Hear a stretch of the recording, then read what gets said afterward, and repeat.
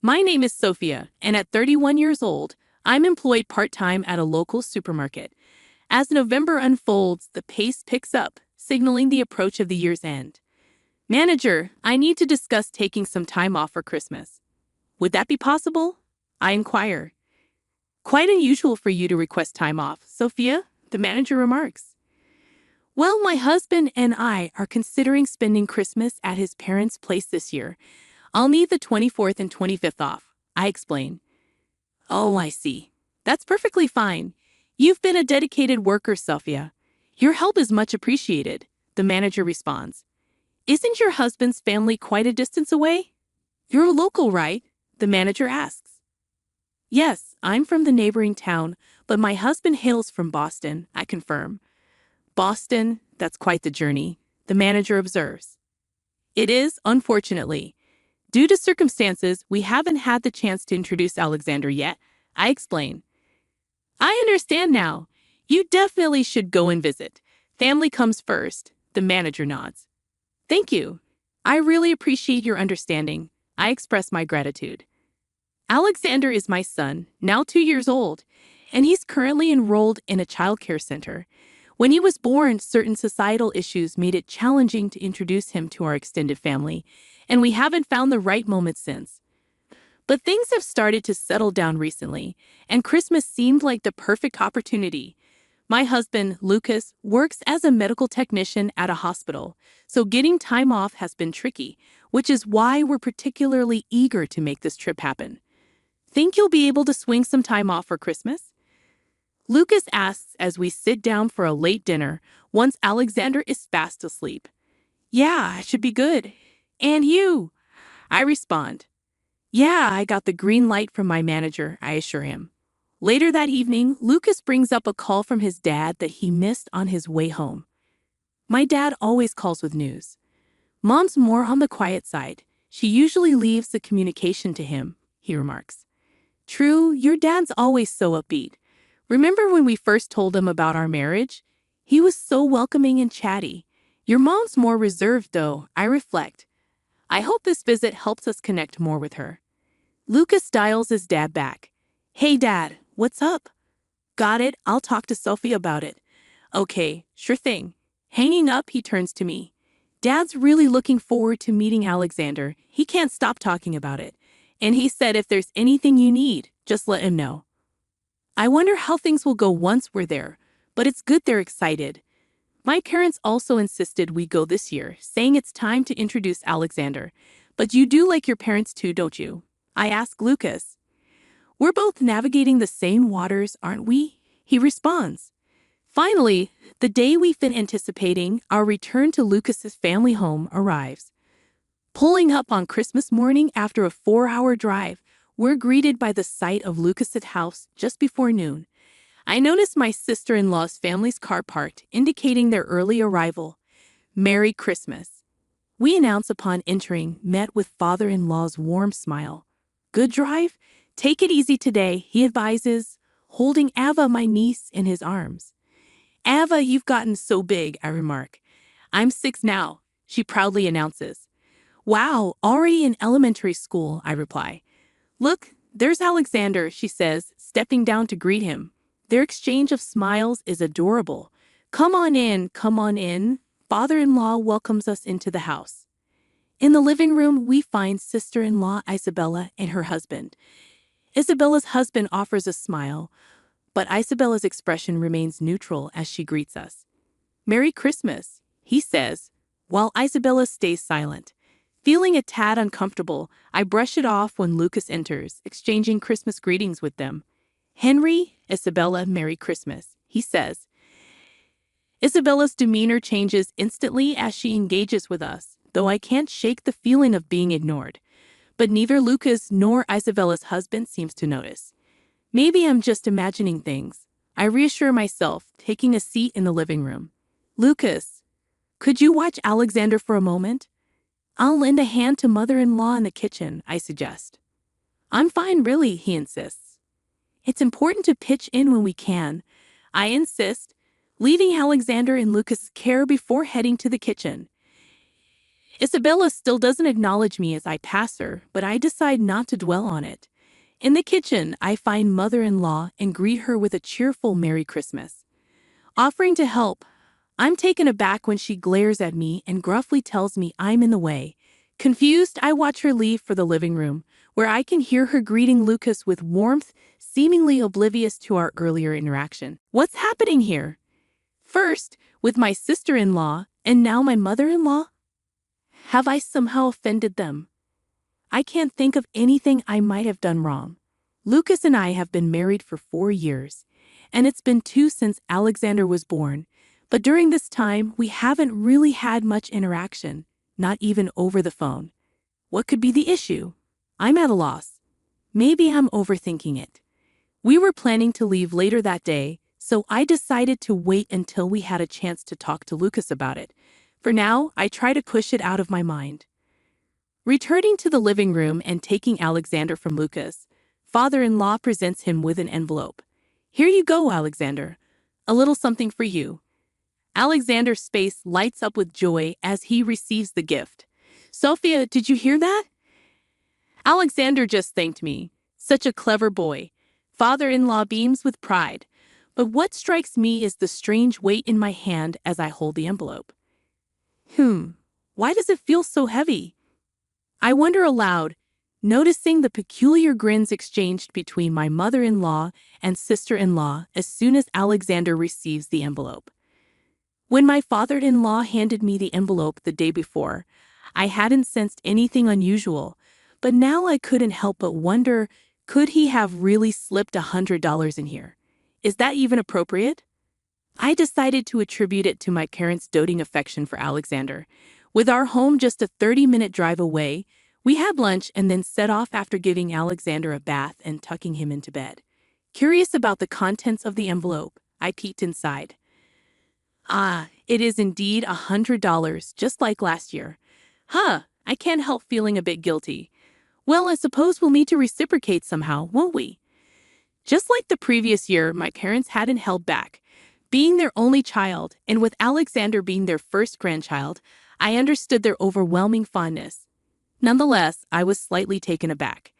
Yet, I also felt appreciative, so I made a note of the amount received. Interestingly, my dad seemed equally enthusiastic, perfectly in tune with my father-in-law. This year is shaping up to be quite intriguing, I mused. Last year, since we couldn't meet, they sent us a gift card, right? And it had $100 on it. They were overjoyed to have a grandson, weren't they? I reminisced about my father-in-law's delighted demeanor as he held Alexander the day before. Continuing the conversation, I reached for the envelope. That's when the unexpected occurred. Wait, what? A leaf? To my bewilderment, there was a single green leaf inside the envelope. I was speechless. Lucas, startled by my reaction, exclaimed, "A leaf? What in the world?" He burst into laughter. But amid the confusion, I couldn't shake off thoughts about my mother-in-law and Isabella. Could it be possible? Regardless, I decided to give them a call. They'd surely share my concern. Lucas seemed to think it was all a prank and, chuckling, attempted to call my father-in-law, but there was no answer. Maybe they're in the shower. Let me try calling Mom, he suggested. Dialing his mother's number, Lucas explained the situation about the leaf. From her surprised response, it was evident she was clarifying something to Lucas. Oh, that's what it was. All right, I'll let Sophia know. What? You want to speak to Sophia? Me? Hold on a moment. Lucas relayed her message. Lucas lowered the phone from his ear, a puzzled expression on his face. Mom sounds really sorry. She wants to apologize to you, Sophia. Is that all right? Sure, I responded, taken aback by his unexpected words. Reluctantly, I accepted the phone from Lucas and tentatively greeted, hello.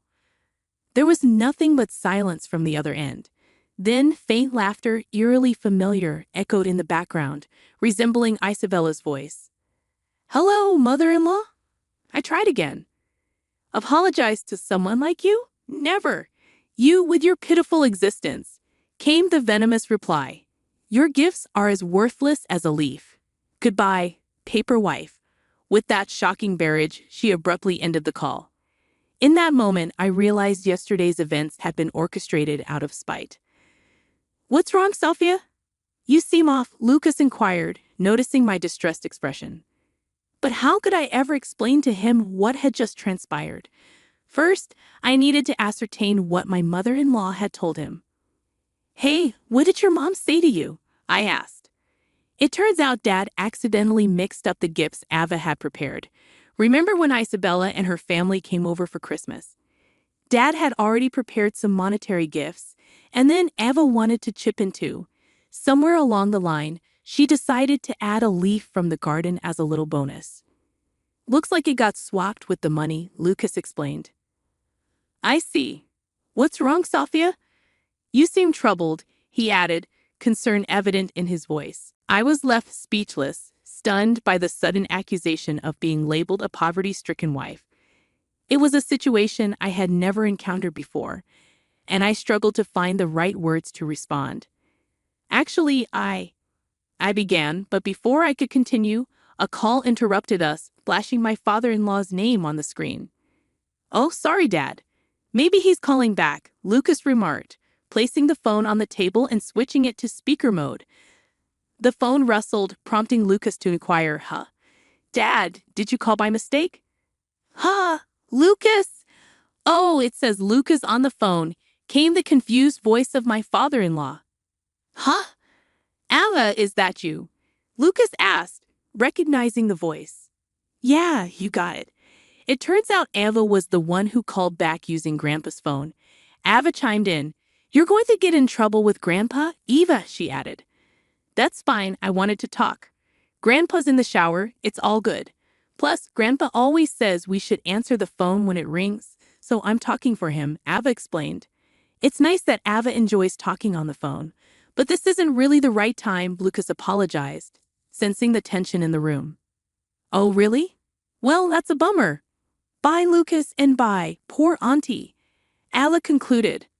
"Wait, Ava, what's up? What did you say at the end?" Lucas questioned, picking up on Ava's last statement.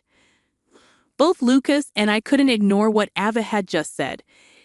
It sounded like poor wife, which was a term Mommy's grandma also used to refer to auntie.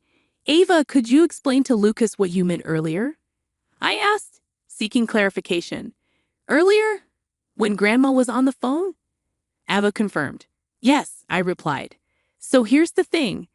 Auntie once mentioned this to me. It's about the leaf.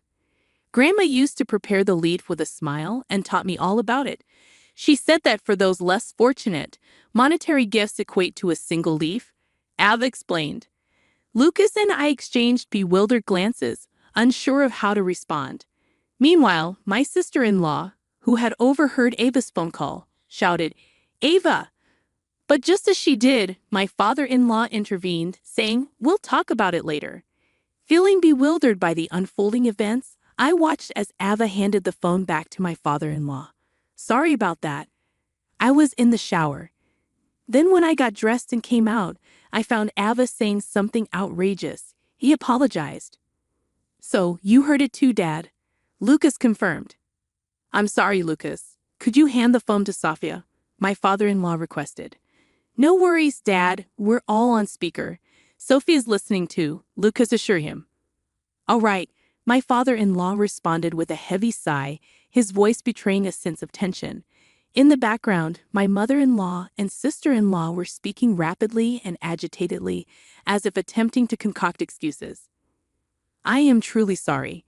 Please don't blame Ava. She didn't mean any harm." My father-in-law's voice conveyed remorse over the phone. "No, it's all right. We don't hold Ava responsible. Thank you for letting us know. I'll address this issue further. Isabella is here too. We'll discuss this with her," I reassure him. With that, he ended the call. Lucas turned to me, expressing his apologies. "I'm really sorry. I have no idea what's going on." He was clearly perplexed. I proceeded to share with him the discomfort I had been feeling during my visits to Lucas's house. Together, we decided to await further communication from my father-in-law. To our surprise, a response arrived sooner than expected. Even more astonishingly, the very next day, Isabella's husband drove my father-in-law, mother-in-law, and Isabella to our house. As they entered, they stood before us, a solemn mother-in-law and sister-in-law, with my father-in-law and Isabella's husband, expressing heartfelt apologies. We have behaved in a manner that is deeply disrespectful. We are sincerely sorry. We apologize for the unacceptable conduct of my wife, my father-in-law conveyed with sincerity. Though we appreciated the profound apology, my mother-in-law and sister-in-law remained silent throughout the encounter, not uttering a single word. After 4 years of marriage, I found myself baffled by the sudden hostility directed towards me. Despite our infrequent encounters, I mustered the courage to ask, may I inquire why you've been acting this way towards me? I hoped that understanding their reasoning might help resolve the tension. Perhaps there's been a misunderstanding, I thought, but my question was met with silence as they continued to ignore me. Father-in-law, visibly angered by their behavior, intervened sharply. Answer her. Reluctantly, Isabella responded, revealing a surprising revelation. Well, Mom initially opposed the marriage. That's it? But why? Why would you allow him to marry someone like her? Someone who doesn't even indulge in branded items? Who dresses in modest, off-the-rack clothing? It was true. I had little interest in luxury brands, unlike Isabella, who favored designer goods, and my mother-in-law, who owned a collection of branded items. So, are you saying this is solely because of that? I pressed on, disbelieving. Really? That's all it is? I simply don't want her in our family. I wish they would divorce soon, and she would just disappear, Isabella retorted callously. How could you utter such disrespect? And what about you? Why are you supporting such a woman? You're a successful professional and elite. Shouldn't you choose a more suitable partner for our family? Despite Lucas' prestigious career as a medical practitioner, they remained resolute, asserting, we cannot accept someone like her into our family, can we? Upon hearing Isabella's unfiltered sentiments, her husband fell into stunned silence. Yet this silence was brief, soon to be interrupted by my mother-in-law's revelation.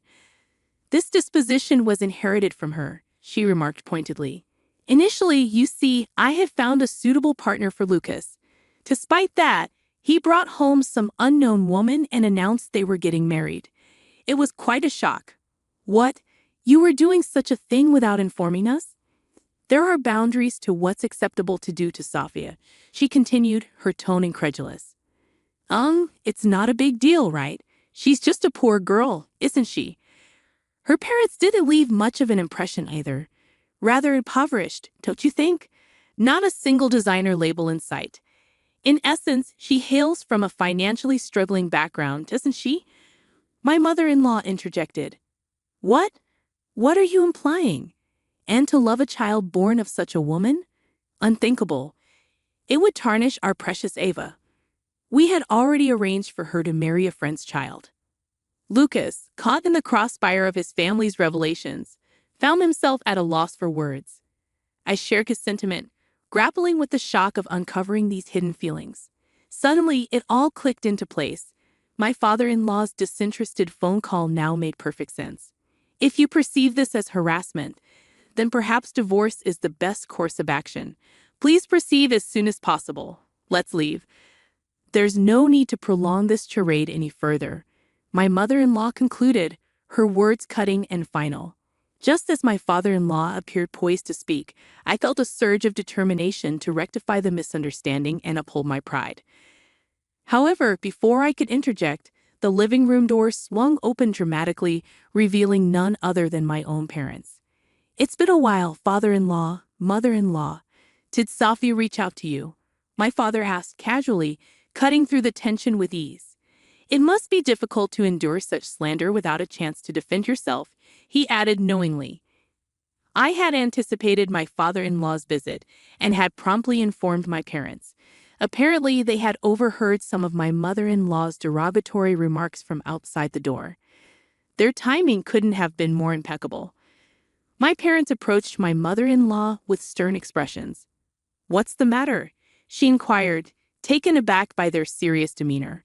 Without a word, My parents retrieved their business cards from their breast pockets and extended them towards my mother-in-law, their actions silently conveying, "Take a look." To my amusement, Isabella took the bait, seizing the opportunity to grab the business card and unleash a torrent of insults. Arrogance oozing from a person of humble means. "You aren't even adorned in designer labels today, and your attire reeks of mass production," she exclaimed indignantly. As she examined the card, my mother startled, and even my mother-in-law glanced at it with interest. "You two are executives at Ballet Clos?" My mother-in-law read aloud, her tone betraying a hint of surprise. "Yes, my husband and I founded the company together. He holds an executive position at the headquarters, and I oversee planning. Our daughter stepped down after her marriage, as you're aware," my mother explained confidently. "Both of my parents currently hold positions at the headquarters of Ballet Clos, a renowned low-cost apparel brand. Even after I graduated from college, I continued to work there." Although I had discussed my background with my father-in-law and mother-in-law prior to our marriage, my parents had never fully disclosed their professional status. "So she could return to work whenever she chooses, right?" my father-in-law exclaimed in astonishment. "That's incredible. You're employed at such a prestigious fashion brand's corporate headquarters. So what exactly do you mean by calling us poor? Implying that my grandchild is the offspring of a destitute wife. Is it justifiable to harass us simply because you oppose the marriage?" I interjected, my frustration palpable. "It isn't. We sincerely apologize," my mother-in-law interjected. But it was evident that this apology stemmed solely from my parents' esteemed job positions. Clearly, the situation had escalated beyond the point where a mere apology could rectify matters. Henry, visibly disappointed, interjected, "I thought it was a good idea to entrust Ava to my parents' care, but with this? I'll take you back, but once we're there, we're going our separate ways," Henry declared firmly. "What? What do you mean?" I responded, taken aback by his sudden resolve. "I'm grateful to have finally seen your true colors. Let's talk about divorce once we're home," he continued, his tone resolute. With that, Henry left the house, leaving me stunned. In that moment, my father-in-law rose from his seat, offering a deep apology to my parents. "I'm truly sorry for everything that has occurred," he expressed sincerely. Turning towards us, he added, "I apologize once again. We'll keep in touch." Then, fixing a stern gaze upon my mother-in-law, who appeared visibly shaken, he cautioned, "Prepare yourself for when you return home." With that, he too left our residence, prompting my mother-in-law and Isabella to hastily gather their belongings.